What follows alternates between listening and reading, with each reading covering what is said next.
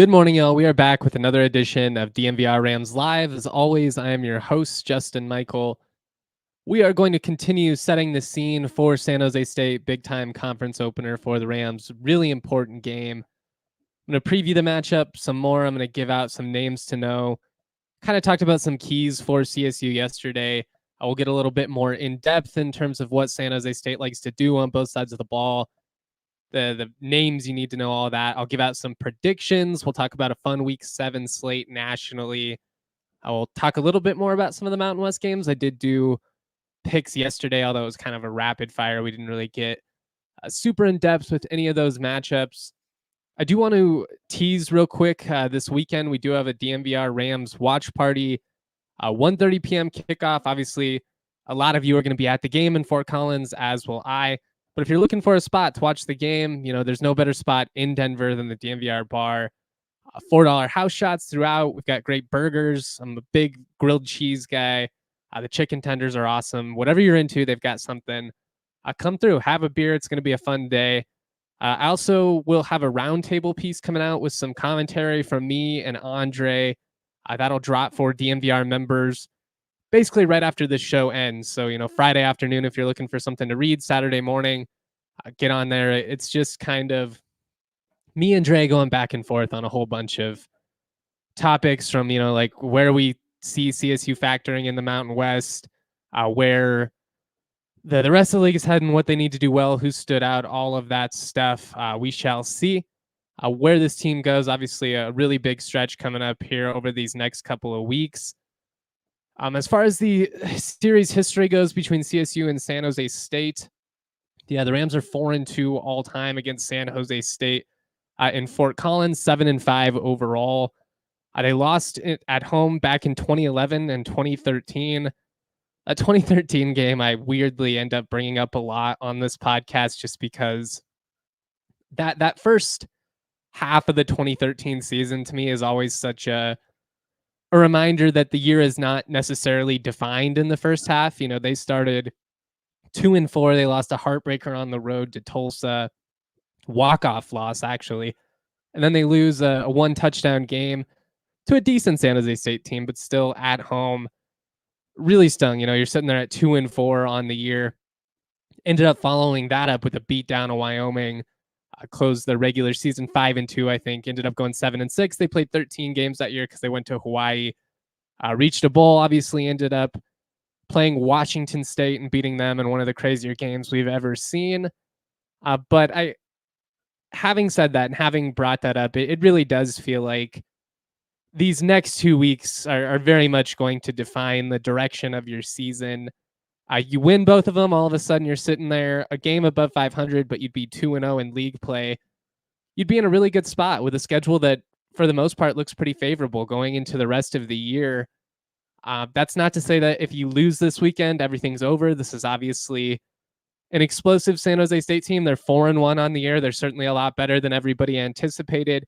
It's interesting to me that the line has moved pretty significantly. CSU opened as about a 2.5 point dog, now listed as about a 1.5 point favorite most places. That can be from a variety of factors, from a lot of money going in on San Jose State to some late backing on CSU. I'm not entirely sure what has caused that, but I did find it interesting nonetheless.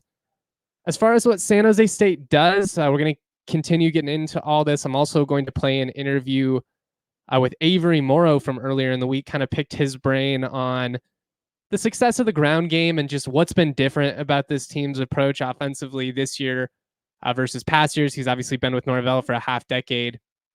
Pretty familiar with what he likes to do offensively, and what they're doing this year schematically, quite different than anything we've seen in the past, at least since Norvell has been a head coach, in the Mountain West. This does look kind of similar to what he ran at Oklahoma, which is kind of like a hybrid West Coast offense. I mean, they had some elements of the air raid there as well, but it's been a lot different. So I think you guys will enjoy that. I'm really interested to see defensively how CSU can hang against this explosive San Jose State offense. They test your discipline. They use the entire field. They really spread you out. They're not afraid to go 4 or 5 wide. they do it a lot. They'll attack you up the seam. They'll attack you up both sidelines. They love vertical shots. They love play action shots over the top. They love to get the tight ends involved in the middle. I mean, they really are going to test your coverage, and they'll go to a lot of different guys. They'll run a lot of RPO type stuff, especially in the red zone, where they really test your discipline. They've got 7 total rushing touchdowns on the year. A lot of that is from pretty close range. They love to, throw the ball up and down the field, and then when they get down there, they'll lean on that ground game a little bit. But where you really got to be careful is if you're not in good coverage, if you're a step behind, he's going to throw it up. Emmett Brown's going to throw it up. He's going to give his guys an opportunity to make plays. And to the credit of Nick Nash, of Justin Lockhart, a couple of guys that have been around the conference now for multiple years, they're going out and they're making plays. Most of these 50-50 balls are going San Jose State's favor for a CSU secondary that has struggled, at times. That it's really going to test them this week. When you're going against San Jose State, they are definitely susceptible on the run, and a lot of that, I think, is they'll drop 7-8 on you pretty consistently, drop back into zone. They can get home by only sending 3 or 4 guys, so it makes sense. But they are a little bit undisciplined with some of their rush lanes and stuff, and you've seen them really get gashed these last couple of weeks. They've given up 140 plus on the ground in every game but one. The last 2 weeks they had a bye in between the Washington State and the Nevada game, but over the last 2 weeks they have allowed 237 yards and 3 touchdowns against Wazoo, then 190 and 2 more against Nevada. Wazoo went for 4.8 yards a pop, and Nevada went for 5.3 yards per carry. That really, for a CSU team that has run the ball with a lot of consistency this year, that's encouraging. They've allowed 11 total touchdowns over the last 2 weeks. Defensively, they've looked a lot different, than the team that really stifled Air Force and Kennesaw State. They've played some better offenses the last couple weeks, and you've seen them struggle a little bit defensively. They've given up 25 first downs on the ground these past 2 weeks, 27 more through the air. They hadn't given up double digits in any of the games except one. I think they gave up like 12 passing first downs in the first in one game in the first 3 weeks. Now they're kind of getting torched to the air pretty consistently. They're also struggling on the ground, so that's going to be a big factor. Like I said, I did catch up with Avery Morrow, and we are going to play that interview. He has been a huge factor for the Rams this year. Obviously a unique situation given what he went through off the field. I asked him a little bit about that, just kind of the appreciation, I guess, he has for this, knowing that he almost lost all of this. He's been really honest, I think, throughout this whole process about, knowing he messed up. And I think, there's a lot of people that would argue he probably should have been kicked off the team. I'm not sure. I think there's an argument that what he did was significant enough for it. I think also what you could argue is that would that really be the best case situation? He is a CSU student. Should we allow somebody that, is young to grow from their mistakes and, make the most of a second chance? That is what has ultimately happened. And you love to see that he is at least making the most of that second chance. But obviously a unique situation. And I don't know, it just feels like something that if we're going to talk about everything that's going well with him, and it's all great to see, you need to at least add the context that, it is a unique spot. He did get, charged, and he was convicted, as he's a felon technically. So, I mean, it's a unique situation. But I've spent a lot of time around Avery the last couple of years, and he's really seemed like a good kid in any of the time I've been around him. So, I understand what he did is a difficult spot, and we'll kind of see how the rest of the season plays out. But I'm happy personally to see him making the most of his redemption story. I guess that's just where I'll take it. I do want to, real quick, before we get to that interview, I want to take a moment and shout out a couple of our partners. We've got so many awesome partners, starting with Toyota. They are the official vehicle of DNVR. For generations, trucks have always been a part of Toyota's DNA. They built durable legends that are destined for greatness and perfect for Colorado. Toyota offers 17 models with available all-wheel drive or four-wheel drive like the Epic 4Runner. They also offer more low and zero-emission vehicles combined than any other automaker to give customers numerous choices to reduce their carbon footprint. With 16 different hybrid vehicles to choose from, like the Tundra iForce Max hybrid truck, Not to be outdone, though, Toyota SUVs take command on the road and on the trail, so you can explore the road less traveled without sacrificing smooth city rides in SUVs like the RAV4 and Grand Highlander. Toyota is a proud partner of CSU Athletics and the official vehicle of DNVR. I also want to talk to you guys about UC Health and their awesome initiative. That is the Ready, Set, Co challenge. One of the pillars this year is prioritizing rest. You don't want to sleep on sleep. It's funny. When you don't get enough rest, you just feel it in so many ways. You feel run down. You feel lethargic. I feel like it makes your body just feel like it functions slower. Like, you're just kind of like in a haze with the way you move, with the way your head feels, with the way you process information. Everything is so much better when you get that magic numbers of 8 hours of uninterrupted sleep. If you want to join UC Health's Ready, Set, Co challenge, click the link in the show notes or go to www.uchealth.org/Ready, Set, Co. Like I said, I was able to catch up with Avery Morrow. He has been the MVP of the offense. I mean, he's looking like the guy that came in and kind of set the world on fire in 2022. Was basically the only reason the Rams didn't go like 2-10 in 2022. His production in that game on the road against Nevada and then Hawaii basically single-handedly won those games. He has been huge and really has kind of assumed that lead back role. A lot of the times Justin Marshall might be getting the first carry, but when you look at the totals the last couple of weeks, it's been Avery that they've really been leaning on. He had 25 carries against Oregon State, was awesome in that game. I think he's going to have another big weekend as well, just given the way that this matchup plays out, at least on paper. But here is that interview with Avery Morrow. There is some background noise. I apologize about that. A lot happening in the facility, but I certainly appreciate Avery for the time and CSU for making it happen. So, I mean, obviously, like, it's been a turbulent couple of years for you. You've had to go through a lot on the personal side. Just what does it feel like knowing what you almost lost to be able to go out and have the season that you're having? Grateful. I don't take any opportunity for granted. And I'm just blessed to still be on this team and, be able to still play football. And, I'm just emptying the tank and giving it all I got. What has been different about the ground game this year versus last year? Like, what has allowed you guys to have the type of consistent success that you guys have had? I think just staying with it and being consistent, and just more run schemes. And I think, me personally, I like the schemes a little better this year. Yeah, it's kind of more West Coast based, right? Yeah, and like I said, just staying consistent. I feel like being a running back, you got to get a rhythm. And, once you get a rhythm, then you get going. And, we never really did that. I've been with Norvell for about 5 years. We still have talented receivers, but this is really the first year he's really, stayed true to the run game.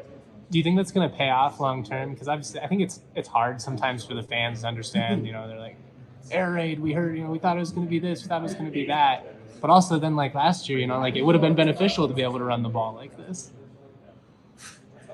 This is my thing with the fans. They're gonna always quote the negative. They're never going to see what the positive is. You know what I mean? They're not in here with us, putting in the work. But definitely, even from last game, we controlled the game. I feel like, controlling the clock. When you run the ball, when it's real physical like that, it wears the team down, and then you'll be able to make big plays like how Torrey did. So it's definitely going to be beneficial, and I think later on in the year, teams will be beat up, and they're not going to want to tackle. So yeah, a lot of things to look forward to. What has the response been like in the locker room? Because I think a loss like that, where you showed a lot positively, as you meant. I think a lot of the night you guys looked like the better team, but I think that can go either way. Of like, that can be really deflating of knowing, man, we maybe should have had that one, or it can be like, well, if we just do this and we eliminate this, like we're killing it. How people responded? I think we're just we're creating that brotherhood. I feel like we play for each other and as a team last week, and it's only going to go up from here. We know what we're capable of. Oregon State was a pretty good team, and we know we're a pretty good team, and we just got to believe that and stay true to it. Were there any issues with like communication? You guys hadn't really had the pre-snap issues that you had this past week. It was loud in there. Yeah, bro. was it? I was still asking Braden what the play was after the huddle. He had to turn towards me for me to hear the play call. With all the chainsaws, the crowd just yelling, it was super loud. Definitely different. I don't know how it was in Texas. I didn't get to play during Texas, but definitely different from playing at home from there. And then kind of after that, like you guys, you've played such a weird group of teams in terms of like the spectrum of where they're like Texas, CU athletically. That's kind of a lot different than UNC or versus UTEP. Is it nice kind of going into this portion of schedule? It's like, all right, like we know these guys we're going to be playing now. Me personally, I don't care who we face.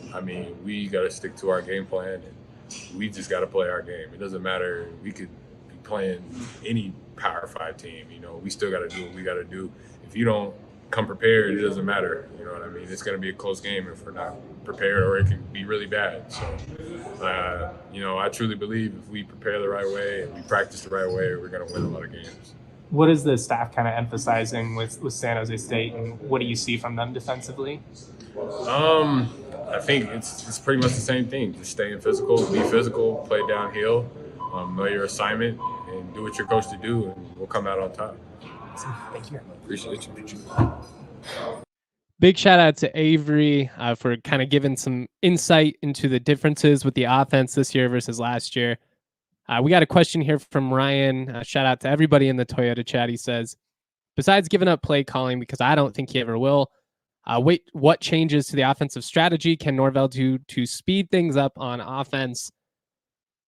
If you're talking about tempo, they don't want to. They don't want to play at a faster tempo. They're intentionally playing slower than they used to because they don't trust the defense, frankly, to hold up. Norvell kind of talked about that a little bit on, I guess it would have been Wednesday. You can find that video on our DNVR Sports YouTube, about 10 minutes of him talking about all kinds of stuff, changes to college football. There's a lot of stuff happening behind the scenes with the recruiting calendar and all that, and like changes to NIL. But he talked about basically last year, he felt like they put the defense in a bad spot far too frequently. And by being able to dictate the tempo, by being able to run the football, basically not having the football be in the opposing offense's hands, they believe that that's going to lead CSU to more wins. If you're talking about the issues pre-snap and getting that process sped up, I'm really interested to see this week if they have the same issues that they had last year, because, as Avery Morrow said there, it was really loud. That would make sense why they looked a lot more discombobulated than you've seen in previous weeks. But obviously you can't have those type of issues. If you're having the type of pre-snap struggles that they had against Oregon State now at home, then, that's some serious red flags. And it was some serious red flags last week even. It was obviously a pretty big factor in why they weren't ultimately able to pull that one out. Lamar wants to know, how do you feel about Coach Norvell's attitude watching the last press conference? His mood seemed somber, and so did the team, or was it just me? I think you're buying a little bit too much into it. All the Monday press conferences are pretty mellow. They're not like that intense or anything like that. I thought he was in a really lively mood on Wednesday, and I talked to a couple of different players throughout the week. I'm sure there are guys that are frustrated and they're sick and tired of losing. That there's no doubt about that. But I don't think that it's like anything that raised any concerns for me, at least, being there in person this week. Taylor says the D is hot, O is cold. O gets cold, O gets hot, D gets cold. They seem to never be running hot together to get a big lead and hold it. Yeah, I think that's kind of the next step for CSU and making a leap is being able to play more complementary football consistently. It has been weird these last couple of years when the defense has performed well. It's felt like the offense has been inept. When they've scored points, it's felt like the defense then couldn't get a stop. And sometimes we see these dynamics flip within the game. It's been it's been weird, and it is one of the things they're going to need to figure out here if they are going to turn a corner and push for the postseason. I mean, they got to take advantage, especially like when the defense is making plays early on, like they did against Oregon State. You get a couple of early turnovers. That's when you got to strike. That's when you've got to build up that early lead and not allow Oregon State to kind of hang around enough to, keep confidence. If you could have gone up 21-0 in that first quarter, like was very much on the table, then all of a sudden you're leaning on that ground game, which was already killing it. And they were so close to doing that. That's what's pretty frustrating. Like you hit on that flea flicker, if you hit on the vertical shot to Torrey, the context of that matchup changes so significantly. And that's going to be a big factor for CSU this week. Obviously, with the amount of rushing yards that San Jose State is given up from a week-to-week basis, you are going to see CSU want to run the ball. You're going to want to see them try and control tempo against a San Jose State offense that's really explosive and can create big plays on you. You want to limit how many opportunities that they are able to do that. A lot goes into that. You've got to not turn the ball over. You got to stop having the drive-killing penalties. You got to get off the field on third down. If you let San Jose State to convert at a 50% rate the way you did against Oregon State, you're going to be in trouble. And that's why I'm really interested to see how the CSU defense responds. This is a big test for the unit. You've got some experience. Hopefully, Newer is able to play a little more than he did last week. Was great early on, and they had him on a snap count, which makes sense. Those foot injuries they're tricky, and they are going to have to ease him back in. But I mean, even if you are on a pitch count, maybe find some ways to, I don't know, not play him a ton early on, and then you can have him on the field in key third down situations instead of just like having him on the field for every snap for the first quarter and a half, and then basically, not at all as the game goes on. But they need those veterans to step up and make plays. They've had it at times, like Chase Wilson with the big hit, which was followed up by the interception by Kershke. You're going to need those guys to step up this week and kind of make some plays. Matt in the Toyota chat says Freddie needs to continue to be aggressive late. Would love to see Aiden Hector as a nickel more. Yeah, we'll see. I mean, I think part of it is I'm not sure they trust these DBs and situations like that to play press. Obviously, dropping back and being 10 yards off the line of scrimmage, that has not helped. They haven't been able to stop anybody that way. But that's my guess, is that they don't trust the DBs to play press, because I can't really understand any other explanation. For 2 years we heard that's how you need to play. Like, Norvell from the opening press conference the last couple of years, they talked so much about bump and run coverage, and we got to get after the quarterback. And they did a little bit of that last year, but not consistently. If you get up, though, you certainly have to show a killer mentality and learn how to finish in one of these games in a way that we just have not seen CSU do consistently against quality opponents. They beat some bad teams, but they've struggled to pull it out in these games where they've been right there for the taking. And there've been so many of them over the years. You've already had a couple this year. Last year, you think back to UNLV in Hawaii and how close you were there. Obviously, CU, you let that one slip through your fingers. They've got to figure out a way to win these types of games. Big test as far as some of the names to know for San Jose State. We talked about it a little bit yesterday, but their passing production, 50% of it right now, has gone to wide receiver Nick Nash. He is a converted quarterback, good athlete, a veteran dude. He's strong. He's got good hands. He's really good at contested catches.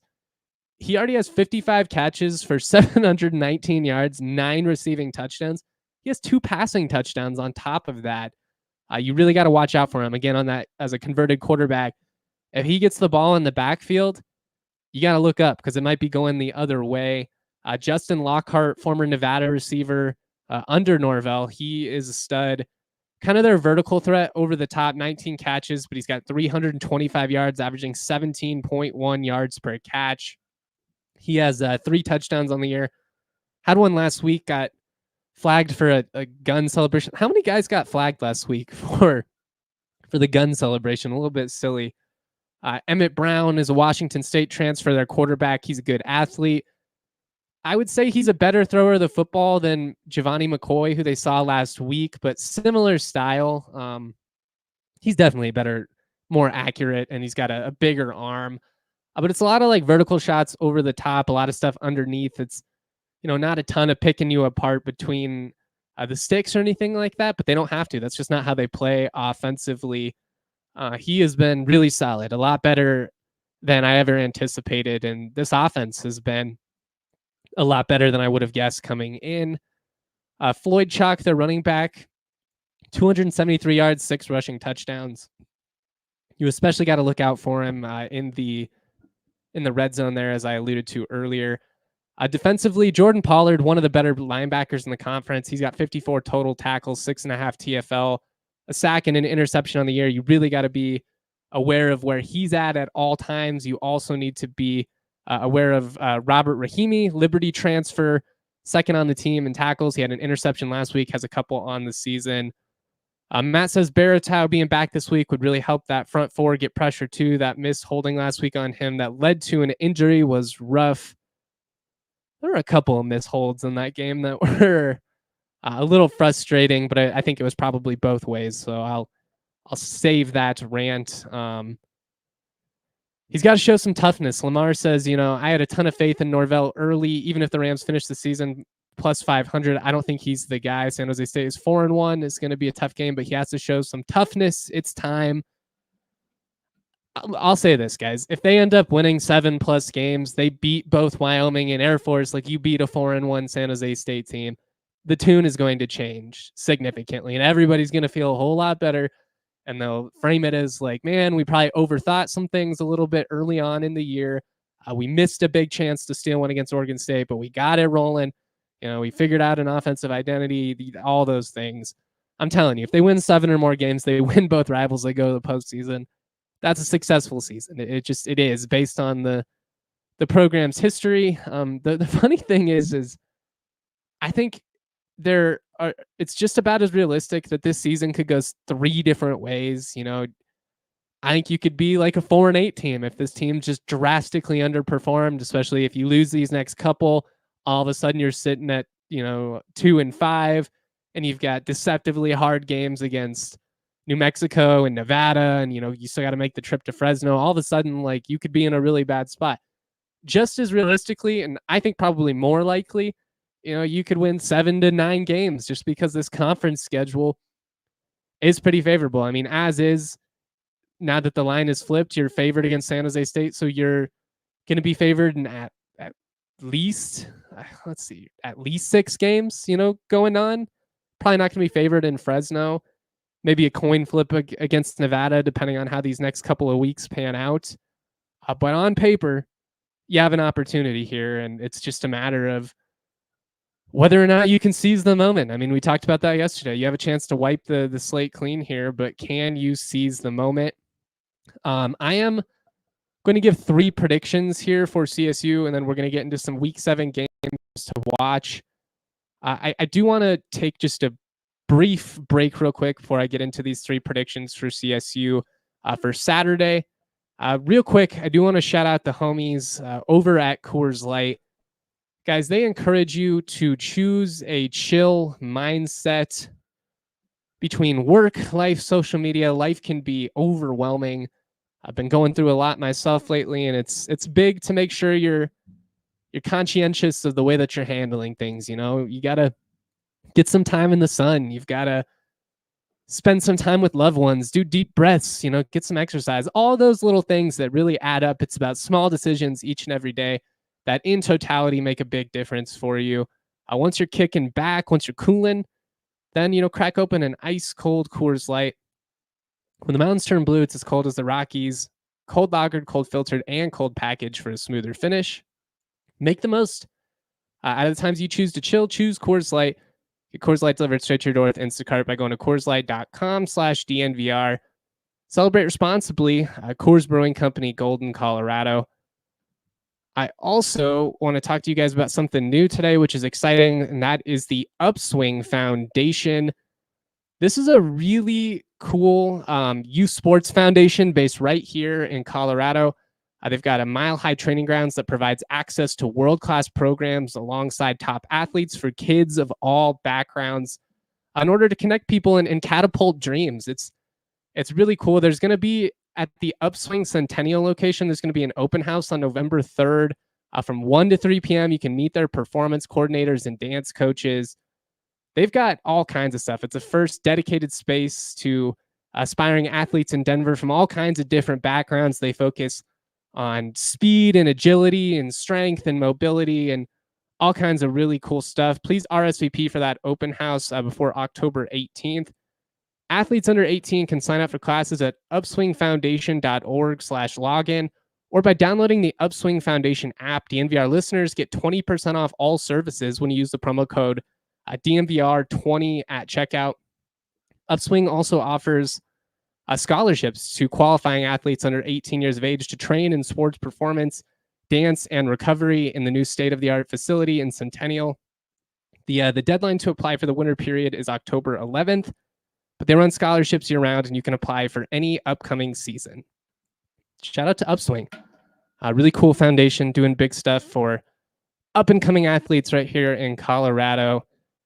I'm going to throw out some Week 7 thoughts. It's a pretty fun national slate. I'm also going to give just a couple of picks that I like to play. Obviously, no pressure there. I'm not telling you what to do with your money. But if you're into that kind of thing, these are the ones that I've researched where I'll be backing this weekend. I'll just put it that way. But I did want to give a couple of predictions for CSU on Saturday. Maybe it's just me being dumb. I was talking with Kevin Lytle yesterday. Both of us feel weirdly optimistic going into this game after both being very much, kind of critical and frustrated last weekend. I don't know what it is, something in the air. I don't know. Maybe I'm being a fool, but I have a feeling. I just have a feeling that CSU is going to find a way to pull this one out. I think it'll be a tight game. I don't think this will be an easy matchup by any means. I just think San Jose State really is too explosive, and they're going to test you, and they throw so many looks at you. Like, they're going to put some points on the board. And that's why offensively, I think if you're going to win this game, you got to score 30 plus. I really do think that. But here are 3 predictions for CSU, and I'll probably write on these as well. But I think Avery Morrow is in for a multi-touchdown game. I think in the red zone especially, they're going to try and lean on that ground game. He's kind of due to break off a big run for a touchdown, as well as come close and gotten tackled from behind on a couple of instances. But I think Avery is in for a big weekend. I think Torrey Horton is in for a big game as well. He made some plays, especially late in that game against Oregon State. I'm going to say that they find ways to get him going early on, maybe a couple of deep shots over the top, something like that. But I'm going to say that Torrey goes for 175 or more yards in this game. I could see him with a multi-touchdown performance as well, but I'm going to stick with the yards. I'm going to say he goes for 175 or more in this one. If he does that, should be in a pretty good opportunity, or be in a pretty good position, I should say, to win. Defensively, I'm going to say Henry Blackburn gets an interception. They throw a lot of 50-50 balls up. These safeties are going to be tested. The corners are going to be tested. I feel like Hank's do. That's just a gut feeling call. Some of it is with the way that they attack the middle of the field. Hank obviously being that deep roaming free safety in the background. We'll kind of see what happens there. But those are my 3 predictions for the weekend. Morrow with a multi-touchdown performance. Horton with 175 or more yards. And big Henry Blackburn getting the interception.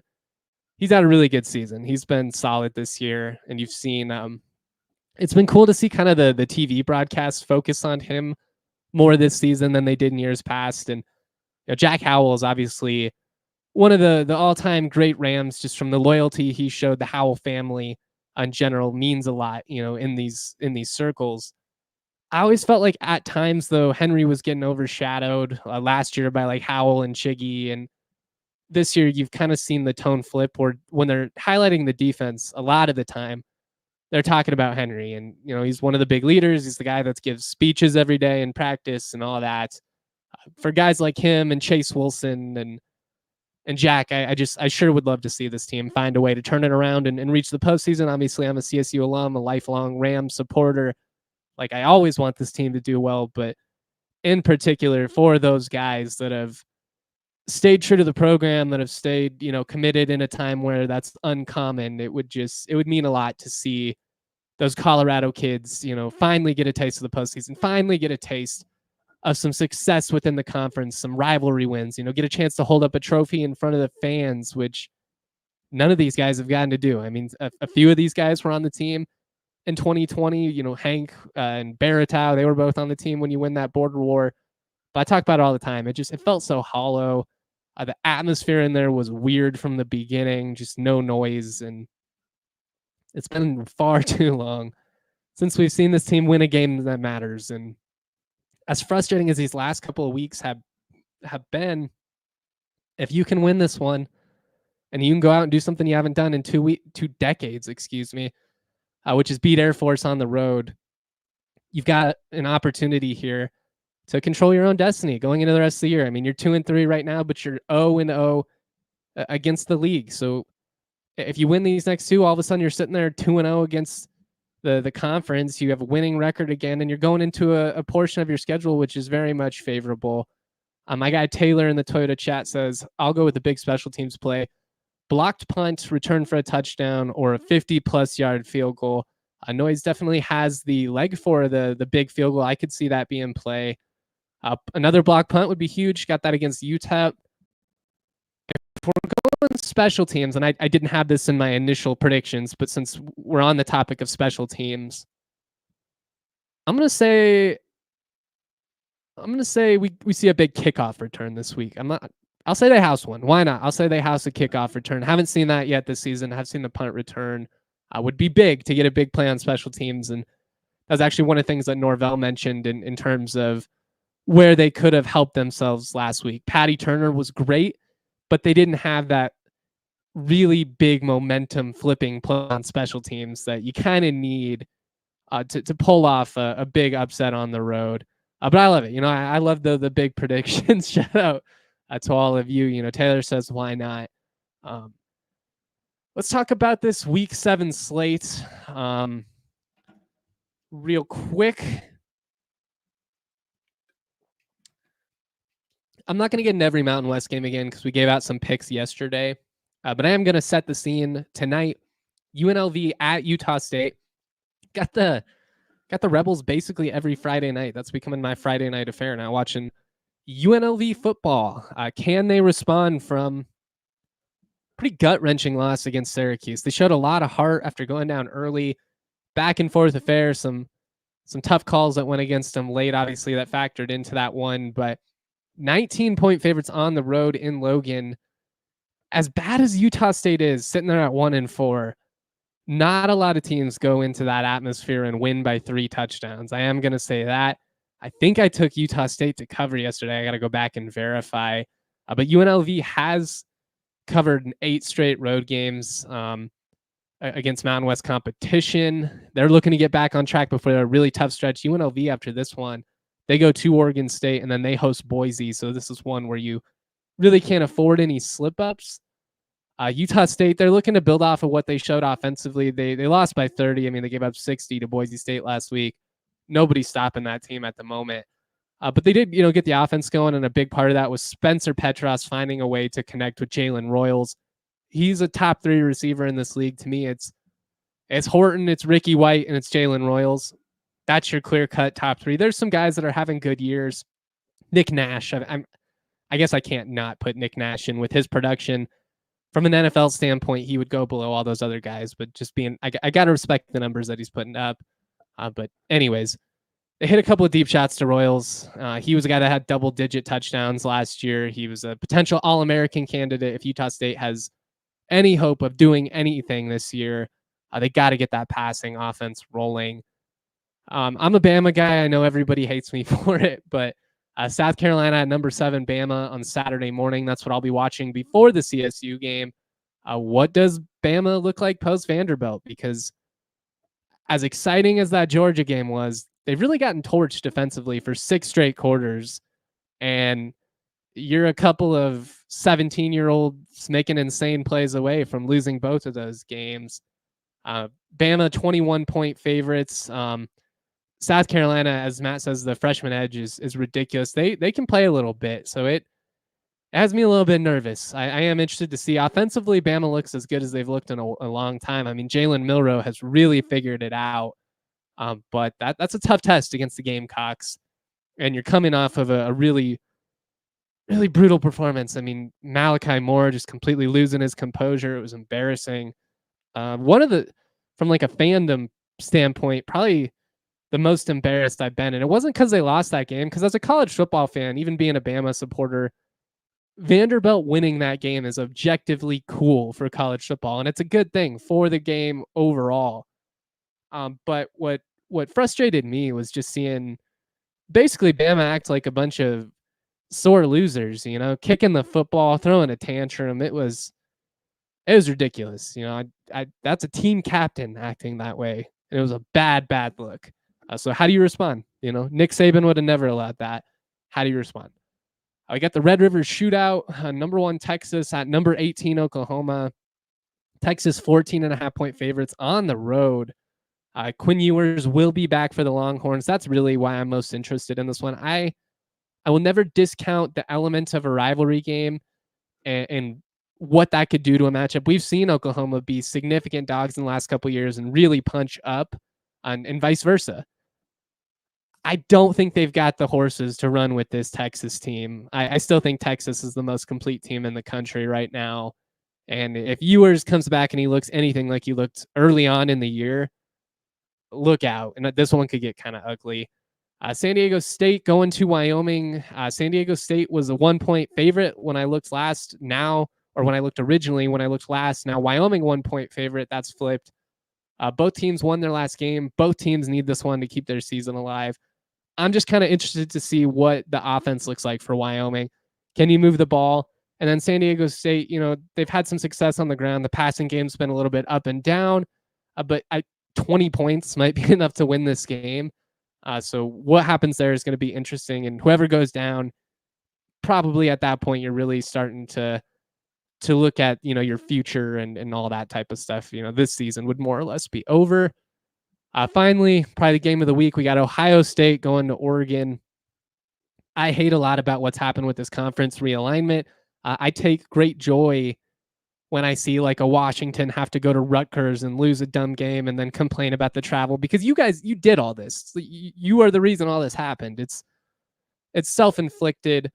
But while even a cynical guy like myself, who is tired of seeing all the tradition and things he loves about the game being thrown out the window, this will be an objectively really interesting matchup. They've played a couple times in the last decade. The games usually are pretty good. I want to see, how does the Ohio State offense look against Oregon? Oregon, can you stop that run game? You got torched by Janty. This is an Ohio State team that can really create explosives on you. But they've given up some big plays as well. Even like Kent State, I think it was, created a couple of explosive plays. They had like a block punt that got taken away because of a penalty. I mean, Ohio State, they've been good. They haven't been quite as dominant as I expected, especially with the amount of talent that they have on that team. So this is a big test for them, for that offense led by Will Howard. You spent all this money to get Quinshon Judkins, and you got Savion Henderson in the backfield. Like, can you take advantage of it? Or does the home field advantage end up playing a big factor for Oregon? I guess we shall see. Lastly, before we get out of here, I have just 5 picks that I feel the most confident in. I'm not a gambling expert or anything like that, but I obviously do follow this game a lot. I try and find things based on my knowledge of the teams. I don't like to bet on teams I don't know. That's just not how I operate. I know you'll see like these trends and, this random team is covered, it's a lock. It might be, and better bettors probably I would be willing to jump on stuff like that. Me personally, I stick to what I know. And what I know is largely the Mountain West and West Coast. And I know the SEC because that's what I watch a lot of. So that's where we'll start, West Coast, and we'll get a couple SEC picks. But I got Utah tonight in an alternate spread, 7.5. You can get that at plus 117. You're facing a 4-1 Arizona State team, but it's a little bit of fool's gold. They should have lost at Texas State. They haven't really beaten anybody good yet.